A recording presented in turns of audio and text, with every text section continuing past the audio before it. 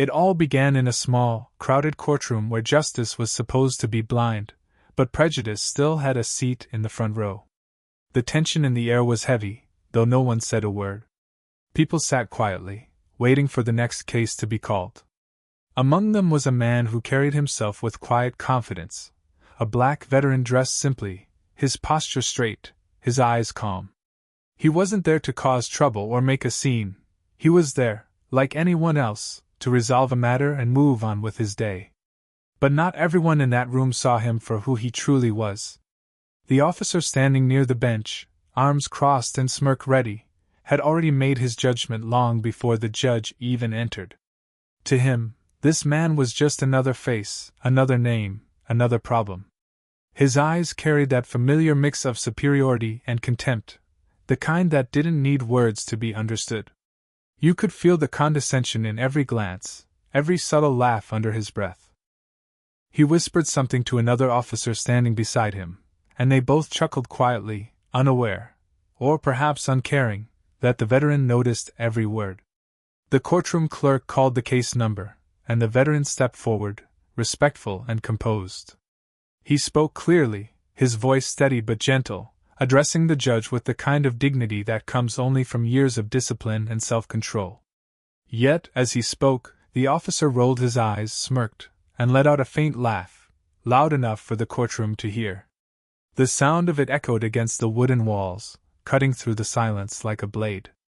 Heads turned. Some looked away in discomfort. Others simply stared at the floor, pretending not to notice. But the officer kept smirking, enjoying his little performance. To him, this was entertainment. He didn't see a man who had once stood in uniform defending the very flag that hung behind the judge's bench. He didn't see someone who had sacrificed years of his life in service to his country. He saw only color, only his own biases reflected back at him. His arrogance was born from ignorance, and it blinded him to the truth standing right in front of him. The veteran didn't react. Not a single muscle in his face moved. He stood tall, shoulders squared, eyes forward. You could almost sense the quiet storm within him, not of anger, but of restraint. He had been through worse. He had faced enemies who didn't look like him, fought battles that tested his will, survived situations where respect and honor weren't given freely but earned through sweat and sacrifice. A mocking laugh from a man in uniform was nothing compared to what he had endured. Yet, the disrespect still stung, not for himself, but for what it represented, a system where even heroes weren't immune to humiliation. As the hearing continued, the officer kept making subtle remarks, muttering under his breath, and occasionally shaking his head as if the veteran's very presence offended him. Each act chipped away at the dignity of the moment. The courtroom, once a symbol of fairness, now felt tainted by arrogance. People shifted uncomfortably in their seats, unsure whether to intervene or stay silent. No one wanted to challenge the authority of an officer, even when he was clearly in the wrong. The veteran, however, remained composed. He answered every question politely, never raising his voice, never letting frustration take over. His calmness only seemed to fuel the officer's mockery. There was something about quiet strength that threatened those who relied on arrogance to feel powerful. The more the veteran maintained his composure, the more the officer's behavior looked childish, even desperate. Still, the officer continued, oblivious to the fact that the man he mocked was someone who had commanded respect from entire platoons, someone who had faced life-and-death decisions most people couldn't imagine. In that room, prejudice was laid bare, not through shouting or confrontation, but through subtle humiliation, through small acts of disrespect that revealed how deeply rooted bias could be. The officer's laughter wasn't just about one man. It was a reflection of a mindset that judged worth based on appearance, not on character or sacrifice. It was a reminder that racism didn't always wear a loud voice. Sometimes it hid behind a badge, a smirk, or a uniform that should have symbolized honor. The air grew heavier with every passing minute. The veteran stood his ground, not with anger, but with silent pride. His silence spoke louder than the officer's laughter ever could. It carried the weight of history, the burden of a lifetime spent proving his worth in a world that often refused to see it. The courtroom had no idea who they were truly looking at, They didn't see the medals, the service, the years of dedication. All they saw was a man of color standing before the law, while an officer mocked him as if respect were something he didn't deserve. And as the laughter continued, something in the room began to shift, though no one quite realized it yet. The officer's confidence, so loud and careless, was about to collide with a truth that would silence him completely. But for now, all anyone could see was one man's arrogance and another man's unshakable dignity. The officer's arrogance filled the courtroom like a bad odor that couldn't be ignored. From the moment he laid eyes on the black veteran, his expression changed, not with curiosity, but with judgment. There was a smugness in the way he stood, his chest puffed out, his chin slightly raised, as if he believed his uniform made him untouchable. His eyes carried that familiar gleam of superiority, the kind that looked at others not as equals but as people to be controlled, corrected, or mocked. Every small movement he made, from crossing his arms to tapping his foot, spoke of impatience and disdain. He didn't need to say much. His attitude did all the talking. He leaned back against the wooden rail, a faint smirk tugging at the corner of his mouth. The veteran's calm demeanor seemed to irritate him. Maybe he expected the man to stutter, to show fear, to act small in front of authority. But when that didn't happen, when the veteran remained composed and dignified, it only made the officer's arrogance grow. He whispered something to another officer, loud enough for people nearby to hear, and the two shared a quiet laugh. It was the kind of laugh that said, "Who does this guy think he is?" without ever needing words. The judge hadn't even started speaking yet, and already the power dynamic in the room had shifted. The officer acted as though he owned the space, as though his badge gave him the right to measure another man's worth. To him, the courtroom wasn't about fairness. It was about control, about reminding others of their place. The veteran, standing there silently, became the target of that unspoken challenge. And the officer, emboldened by his own ego, couldn't resist playing the role of the superior man. As the proceedings began, the officer's arrogance became impossible to ignore. He interrupted unnecessarily, gave sarcastic glances, and even made a few exaggerated sighs whenever the veteran spoke. His tone, when he addressed the judge or other officials, was polite enough, but when it came to the veteran, every word dripped with contempt. There was a sharpness in his voice, a deliberate effort to make the man feel smaller, to undermine his confidence. His body language said it all. He leaned forward slightly, narrowing his eyes as if to challenge him, to provoke a reaction that would justify his own disrespect. But the veteran didn't give him that satisfaction. He remained calm, measured, and respectful, a quiet defiance that only fueled the officer's frustration. The arrogance began to twist into something uglier, something more desperate. The officer's laughter became louder, his comments bolder. He wanted to break that calm exterior, to remind the veteran who held the authority in this room. His actions were not about law or order, they were about ego. About needing to feel powerful by belittling someone who threatened his fragile sense of superiority. The people in the courtroom could feel the imbalance.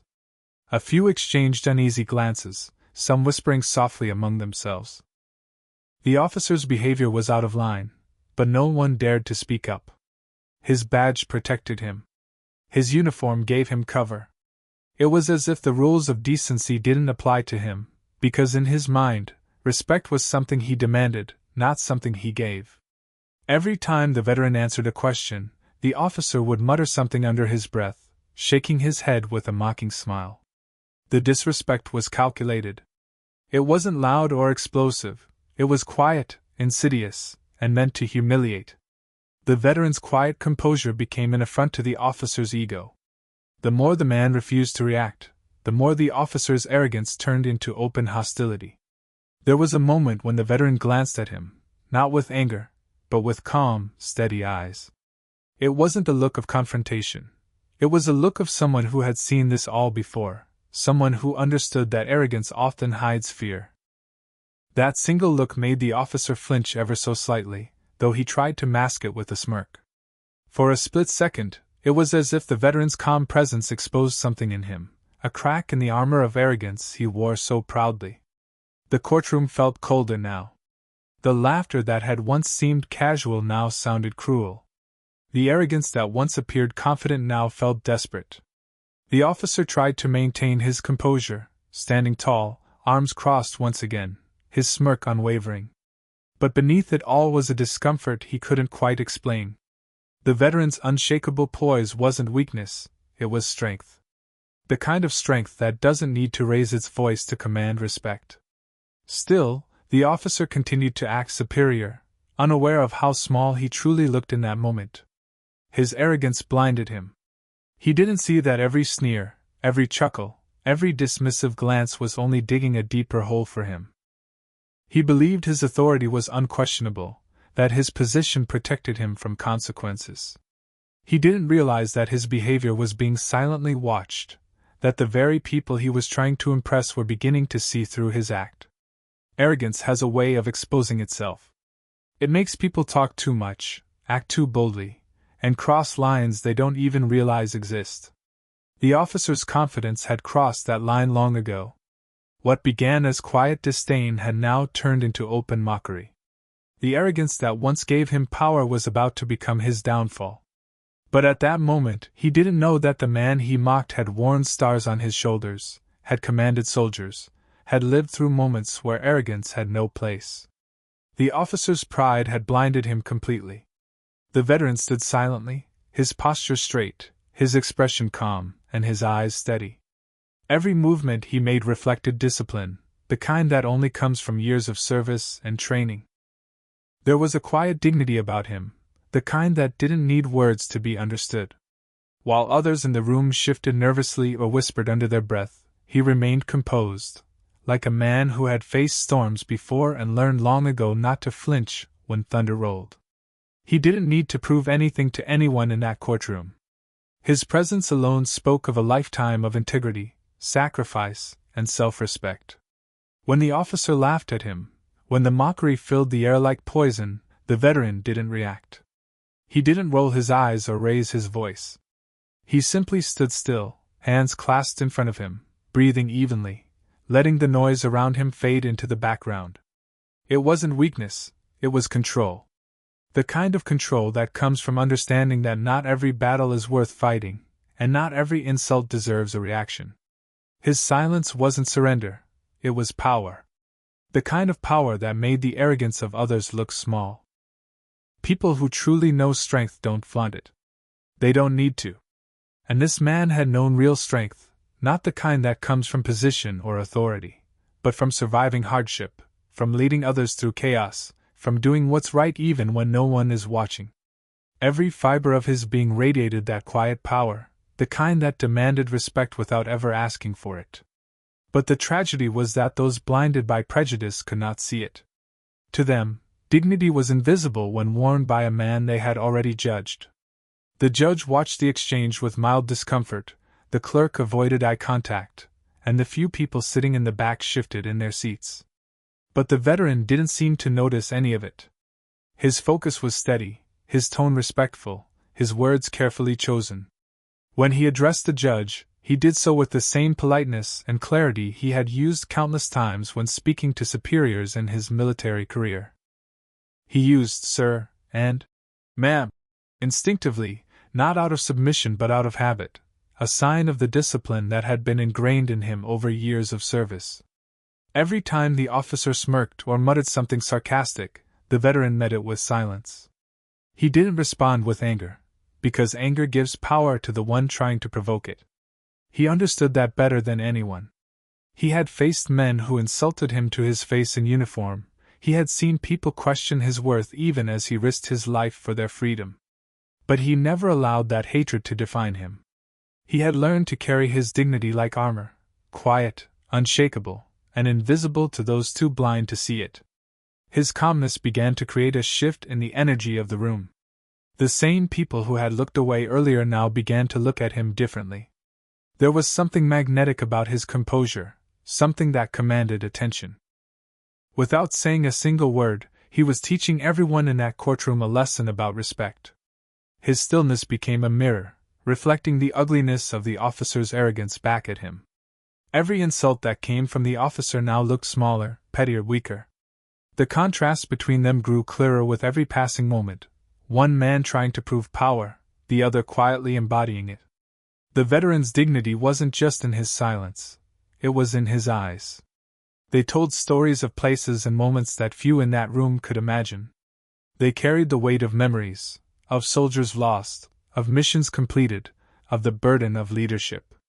Those eyes had seen fear, pain, and courage in their rawest forms.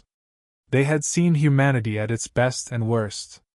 And now, as they looked at the officer standing there, full of arrogance and ignorance, there was no anger in them, only disappointment.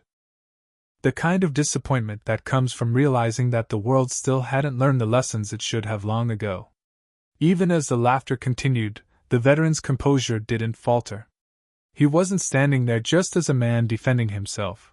He was standing for every moment when dignity had been questioned because of skin color, for every time respect had been denied to someone who had earned it. He carried that weight quietly, with grace, without letting it crush him. His calm was not silence, it was a statement. A declaration that his worth wasn't determined by how others treated him, but by how he chose to respond. Every so often, he adjusted his stance slightly, his hands clasped behind his back, a gesture familiar to anyone who had ever served in the military. It was the posture of discipline, of readiness, of patience. It reminded those who noticed that this man wasn't just anyone. There was a presence about him that didn't need to shout to be heard. And slowly, that presence began to speak louder than any insult the officer could throw at him. His restraint became his greatest strength. While the officer tried to draw him into a confrontation, the veteran stood unmoved. He knew that losing his composure would only give the arrogant man what he wanted. Instead, he chose to let the moment unfold, knowing that truth has a way of revealing itself at the right time. The courtroom didn't yet know who this man really was, what he had achieved, what kind of honor his name carried. All they saw was a man standing tall, unbothered by mockery, holding on to his dignity as if it were the only weapon he needed. The courtroom felt like it had frozen in time. Every whisper, every shuffle of papers, every subtle sound seemed to fade into the background. All eyes were now fixed on the man who had, until moments ago, been the target of quiet ridicule. The officer who had mocked him still wore that familiar smirk, confident that he held the upper hand. He had laughed, made jokes, and thrown glances around the room, expecting others to join in his silent approval. But then came the moment that changed everything, the moment when the truth finally stepped into the light. It began so subtly that no one realized what was happening at first. The veteran reached into his folder to retrieve a document, something official, something stamped and sealed. His hands were steady, movements slow and deliberate, not out of hesitation but out of control. When he spoke, his voice carried a calm authority, the kind that didn't need to be raised to be heard. There was a certain precision to his tone, a sense of command that instantly drew attention. He addressed the judge respectfully, as he always had, and then mentioned his title, not with pride, but with clarity. The words landed like a stone dropped in still water, sending ripples through the room. The courtroom fell silent. Even the officer's smirk froze, caught somewhere between disbelief and sudden awareness. The veteran hadn't come to boast or intimidate. He had simply spoken the truth, that he was not just a veteran, but a high-ranking officer, a man who had commanded respect from hundreds of soldiers, a man who had served his country at a level few could ever imagine. His rank carried weight, not just in military terms but in meaning. It represented years of leadership, discipline, and honor. It represented sacrifice, courage, and the burden of responsibility. The judge blinked in surprise, clearly processing the revelation. The courtroom clerk looked up from her desk, her expression softening into something that resembled respect. A low murmur spread across the benches as people whispered to each other, realizing that the quiet man they had seen mocked and disrespected was someone of significant standing. It wasn't just a title. It was a revelation of who he truly was beneath the calm exterior. The officer tried to recover his composure, but his confidence had cracked. His arms, once confidently crossed, slowly dropped to his sides. The smirk faded, replaced by an uneasy stiffness. He avoided eye contact now, glancing down at the floor as the weight of his own behavior began to settle on him. The very person he had mocked, laughed at, and treated with disdain had outranked him by more than just position. He had outranked him in character, in honor, and in humanity. The veteran didn't gloat. He didn't throw his rank in the officer's face. He didn't need to.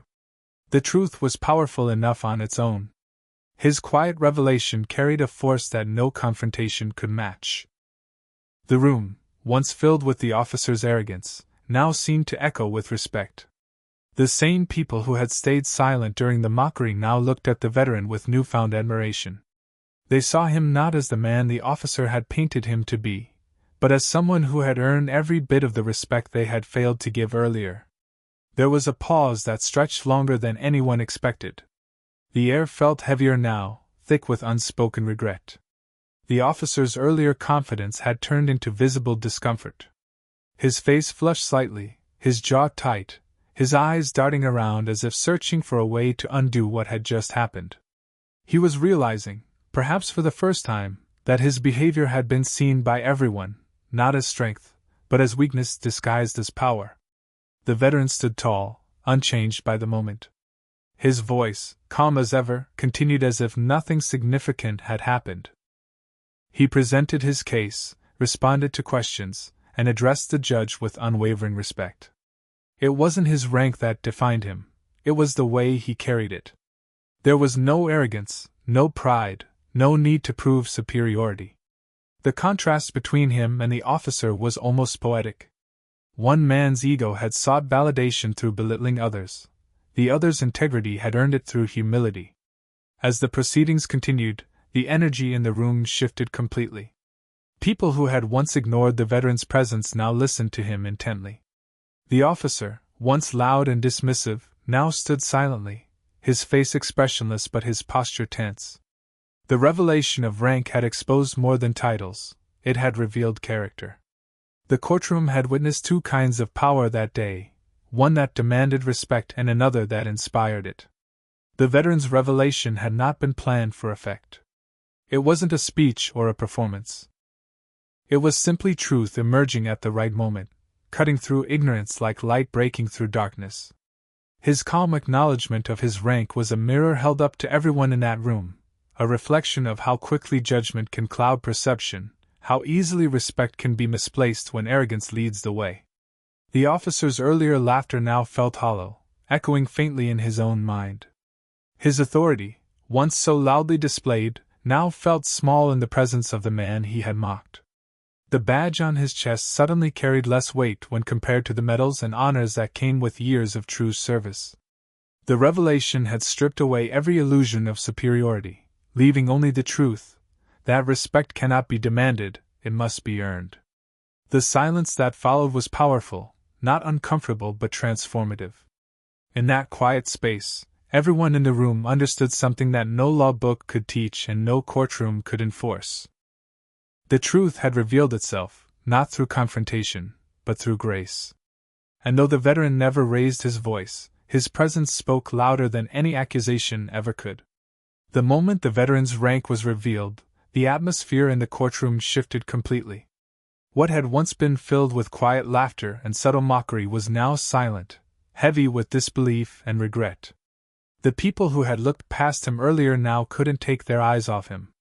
The truth had hit the room like a wave, silencing every whisper, every chuckle, every trace of arrogance.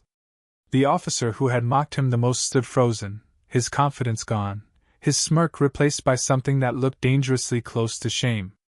It was as if time itself had stopped to let everyone absorb what they had just learned. The veteran, however, remained calm, unshaken by the sudden change in energy. He hadn't revealed his rank for validation or attention. He had done it because it was relevant, because it was the truth, and because it needed to be known. But the impact of those few words went far beyond what he had intended.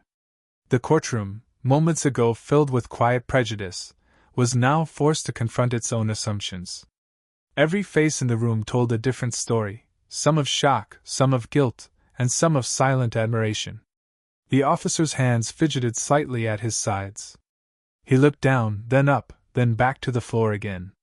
His mouth opened as if to speak, but no words came out. He had built his confidence on a lie, the lie that he was the most powerful man in the room, that the badge on his chest gave him authority over everyone. But now, standing in front of a man who had earned real authority through service, courage, and sacrifice, his confidence shattered. The silence in the room felt like judgment, and for once, he had nothing to hide behind. The judge cleared his throat, a subtle sound that seemed louder than it should have been. He adjusted his glasses, clearly uncomfortable, perhaps realizing that the officer's earlier behavior had unfolded right in front of him. The clerk stopped typing, her eyes fixed on the veteran with quiet respect. Even the few people sitting in the back, who had watched the scene unfold like passive spectators, now seemed to sit a little straighter, their expressions softened. It was as if everyone in that room, in their own way, felt the weight of what had just been exposed. The officer tried to regain some of his composure, standing a bit taller, forcing his expression back into neutrality. But the tension in his jaw, the stiffness in his shoulders, gave him away. He was embarrassed, not just because he had mocked a man of higher rank, but because his arrogance had been publicly dismantled. The veteran's quiet dignity had done what no argument could have achieved, it had forced him to face himself. Every sneer, every laugh, every dismissive look now replayed in his mind like echoes he couldn't escape. The veteran's calmness, on the other hand, remained unbroken. He continued to speak to the judge respectfully, focusing on the matter at hand, never once addressing the officer's behavior. His restraint only deepened the impact of the moment. It was clear to everyone that this was a man who didn't need to assert his worth. It was already evident. His voice carried the weight of experience, not authority forced upon others but authority earned through years of leadership and sacrifice. As he spoke, people listened differently now. Each word seemed to hold more meaning, every pause more significance. There was a quiet awe in the way the courtroom absorbed his presence. His composure under pressure, his humility even after being disrespected, it all painted a portrait of true strength. The contrast between him and the officer could not have been clearer. One was a man of discipline, the other of pride. One had served his country with honor, the other had served his ego. The officer finally lifted his gaze, trying to meet the veteran's eyes, but the effort faltered. There was no hostility in the veteran's look, only calm indifference. That lack of anger made the moment even heavier. The officer would have preferred confrontation. It would have given him something to fight against, something to defend. But the veteran's silence left him defenseless. The absence of anger made his guilt louder. The more composed the veteran remained, the more uncomfortable the officer became. The courtroom seemed to hold its breath as the proceedings continued. The judge's tone softened when addressing the veteran, his earlier formality replaced with something resembling respect. The audience, once disengaged, now watched with full attention. Even the officer, standing rigidly beside the bench, appeared smaller somehow, as if the very air around him had deflated his arrogance. His earlier laughter now felt haunting, echoing back at him in his own mind like a lesson he couldn't unlearn. The energy in the room had transformed completely. What began as a scene of humiliation had turned into one of revelation. The same man who had been disrespected now stood as the embodiment of grace and composure, while the man who mocked him stood exposed and humbled. No one needed to say anything, the truth was already clear. Every person in that courtroom had witnessed what real power looked like. It wasn't loud. It didn't demand attention. It didn't humiliate others to feel important. It stood quietly, unbothered, letting truth do the talking. The officer shifted his stance again, the weight of silence pressing down on him. For the first time, he seemed to understand what respect really meant, not the kind that comes from rank or authority, but the kind that's earned through integrity and humility. The veteran hadn't set out to teach a lesson that day, but one had been taught all the same. The courtroom, once tainted with prejudice, now felt like it had been stripped bare, forced to see things as they really were. The man who had been laughed at stood taller than ever, while the man who had laughed now found himself shrinking in the shadow of his own mistake. The courtroom remained still, the tension lingering like a faint echo that refused to fade away. The air was heavy, not with noise, but with realization. Everyone present had witnessed something that went far beyond a simple exchange of words. They had seen arrogance collide with dignity and lose. The officer's mocking laughter had turned into silence, and the veteran's quiet composure had become the loudest statement in the room. What had begun as an act of disrespect had transformed into a powerful reminder of humility, of the value of treating others with honor regardless of what they appeared to be on the surface. The officer stood stiffly, his posture no longer confident but defensive. His gaze avoided the veteran, unable to meet the calm strength that now seemed to fill the space between them.